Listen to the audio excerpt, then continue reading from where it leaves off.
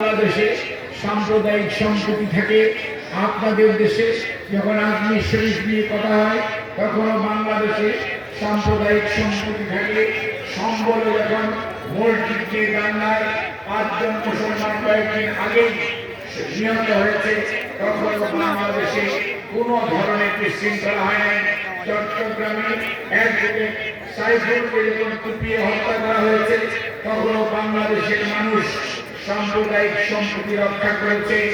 আমাদের রাজবাড়িতে যখন মুসলমানদেরকে শ্রমিকদেরকে বিনা বিচারে পিটিয়ে হত্যা করা হয়েছে তখনও বাংলাদেশের মানুষ ধৈর্য ধারণ করেছে, সাম্প্রদায়িক সম্প্রীতি রক্ষা করেছে। অর্থাৎ এই বাংলাদেশ হিন্দু মুসলমান বৌদ্ধ খ্রিস্টান চাকমা মারমা 12,000 সাঁওতাল আমরা যারা আছি ধর্মীয়ভাবে বিরাজিত থাকতে পারি, কিন্তু সাম্প্রদায়িক সম্প্রীতির বাংলাদেশের শত শত বছরের ইতিহাস রয়েছে। এ বাঙালি কোন অবস্থাতেই তার প্রতিবেশীর উপর আক্রমণ করেছে এই ইতিহাস কখনোই নয়। কাজেই আমরা অত্যন্ত স্পষ্ট ভাষায় বলে দিতে চাই, যারা বাংলাদেশকে দুর্বল ভাবেন, বাংলাদেশের 18 কোটি মানুষ আজকে ঐক্যবদ্ধ।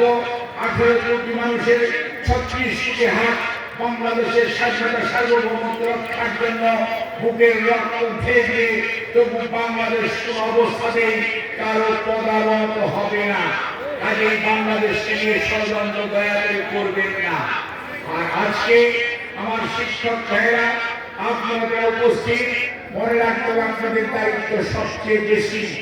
আপনার মনে রাখতে হবে এই দেশটি আপনার আমার আমাদের সবার, এই দেশের মানুষ আপনি আমি আমরা সবাই।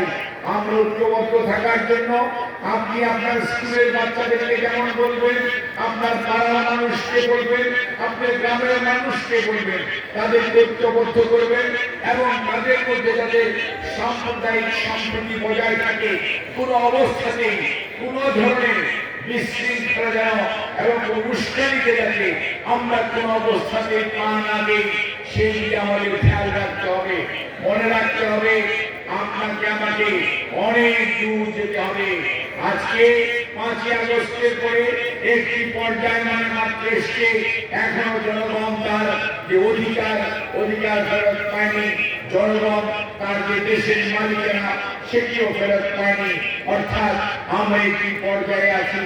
কাজে এই পর্যায়ে অনেকেই যাবে অনেক ধরনের ষড়যন্ত্র করে বিশৃঙ্খলা করে স্বৈরাচারকে পুনর্বাসন করতে।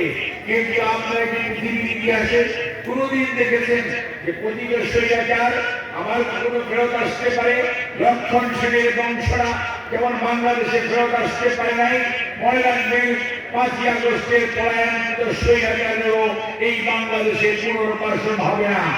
কাজেই আপনাদের ঐক্যই পারে বাংলাদেশের স্বাধীনতা সার্বভৌমত্বকে ধরে রাখতে। আপনারা হচ্ছেন এই বিরামপুর উপজেলা এবং পৌরসভার সবচেয়ে শিক্ষিত মানুষ, সবচেয়ে শিক্ষিত জনগোষ্ঠীর অংশ।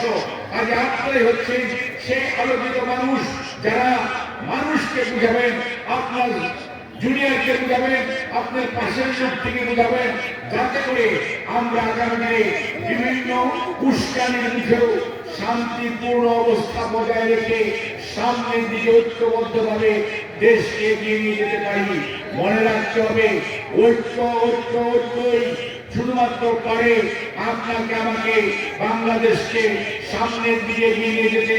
তাহলেই এই মুগ্ধ বলেন, আবু সাইদরা বলেন, আজকে তারা শহীদ হয়েছে, তাদের আত্মা শান্তি পাবে। আর আজকে যদি আমরা বিভাজিত থাকি, আমরা যদি বিশৃঙ্খলা করি, আমরা যদি উস্কানিতে পা দেই, তাহলে কোনো অবস্থাতেই নতুন বাংলাদেশ অর্থাৎ যে বাংলাদেশ হবে মানুষের কথা বলার বাংলাদেশ, মানুষের অধিকারের বাংলাদেশ, মানবাধিকারের বাংলাদেশ, দ্রব্যমূল্যের দাম কমবে এবং মানুষ তার নিশ্চিন্ত মনে তার জীবনযাপন করতে পারবে। স্কুল কলেজের ছেলেমেয়েরা তাদের লেখাপড়া করে তাদের ভবিষ্যৎ গড়ে তুলবে এবং তাদেরকে আগামী দিনে নতুন বাংলাদেশ নির্মাণে সম্পৃক্ত করা যাবে। সেই বাংলাদেশ আমরা চাই। আর সেই বাংলাদেশ গড়ে তুলতে হলে আপনারা যারা শিক্ষক, আপনারা যারা সমাজের বিভিন্ন আলোচিত মানুষ, আপনাদের দায়িত্ব সবচেয়ে বেশি।